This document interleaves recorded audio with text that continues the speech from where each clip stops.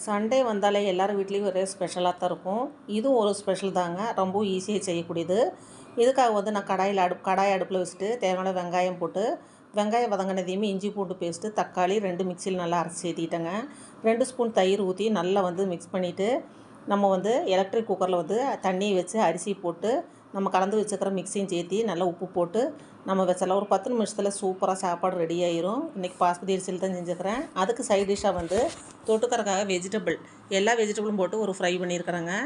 இதில் முட்டைக்கோஸ், உருளைக்கிழங்கு, கேரட்டு எல்லாமே சேர்த்திருக்கிறேங்க. கொஞ்சமாக மீல் மேக்கர் சேர்த்தி நல்லா வதக்கி விட்டுக்கலாம். வதக்கி விட்டு 2 ஸ்பூன் தயிர் போட்டுக்கலாங்க.